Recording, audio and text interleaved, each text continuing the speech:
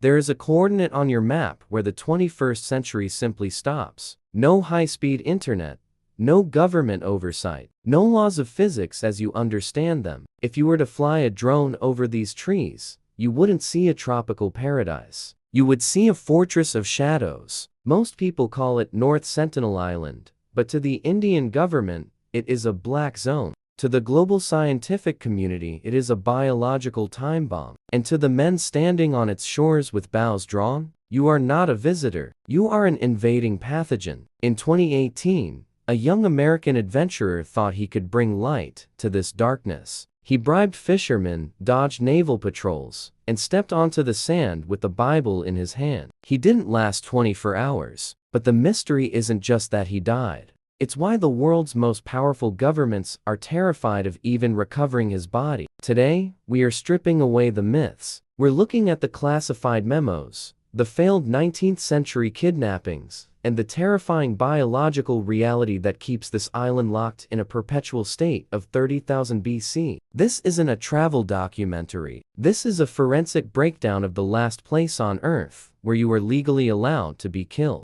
To understand the hostility, we have to look at the first time the modern world tried to shake hands with the Sentinelese. It was 1880. Enter Maurice Portman, British naval officer with an obsession that bordered on the grotesque. Portman didn't just want to study the tribe. He wanted to collect them. He landed on the island with a small army and effectively kidnapped 6 individuals, an elderly couple and 4 children. Think about that for a second. You've lived in total isolation for millennia. Suddenly, beings in strange skins arrive in floating metal mountains and drag you into a world of steam and steel. The result? Disaster. Within days, the elderly couple succumbed to diseases they had no immunity for. They literally dissolved from the inside out. Panicked, Portman dropped the sick children back on the beach and fled. He didn't just leave behind orphans. He left behind a generational trauma. He taught the Sentinelese that outsiders are bringers of plague and death. And for the next 140 years,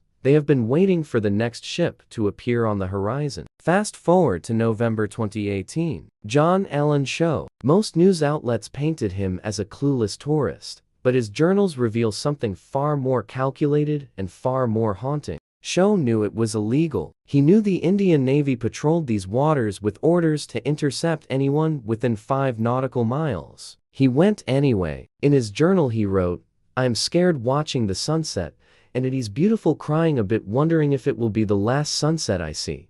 On his first attempt to land, a Sentinelese boy fired an arrow that pierced Chau's Bible. He retreated to the fisherman's boat. He had a choice: leave and live, or stay and fulfill what he believed was a divine mission. On the morning of November 17th, Chau told the fishermen he wouldn't be coming back. He paddled his kayak alone toward the trees. What the fishermen saw through their binoculars shortly after sunrise is the stuff of nightmares. They saw the islanders dragging a body across the sand. They saw a rope around a neck. And then, they saw the silent zone reclaim its own. When the US government and Chau's family asked for the body, the Indian government said no. Why would a nuclear-armed nation refuse to retrieve a citizen's remains? The answer involves a concept called immunological naivety. To the average person, forbidden means a fence or a guard with a rifle. But North Sentinel Island is protected by something far more lethal than any weapon. Think of your body as a library. Every time you get a cold,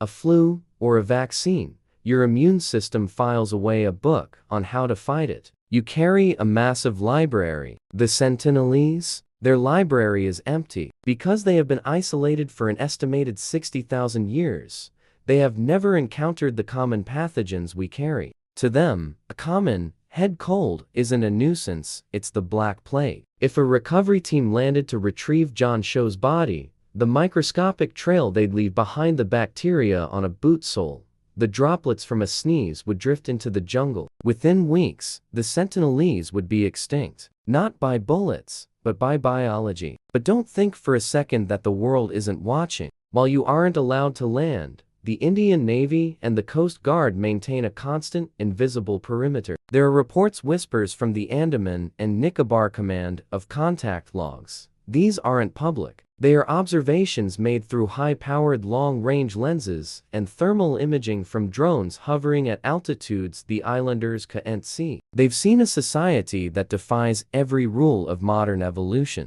After the 2004 tsunami, everyone assumed the tribe was wiped out. A helicopter was sent to check for survivors. As it hovered, a lone tribesman ran onto the beach, notched an arrow, and aimed it directly at the cockpit. It was a message: "We don't need your help. We don't want your pity. Get out." Since the John Chau incident, there has been a shift. The Sentinelese have been seen patrolling their shores with a new frequency. It's as if they realize the outside is pressing in closer than ever before. They aren't just hunters anymore. They are sentries. We live in an era where every square inch of the planet is indexed by Google Earth. We can see the deck chairs on a cruise ship from space. And yet, here is a hole in the map. There are those who argue we should force contact to give them medicine, to civilize them. But history tells us that civilizing isolated tribes usually ends in a graveyard. Once they traded their bows for plastic bottles and alcohol, their culture didn't just change, it evaporated. North Sentinel Island is a mirror. It forces us to ask,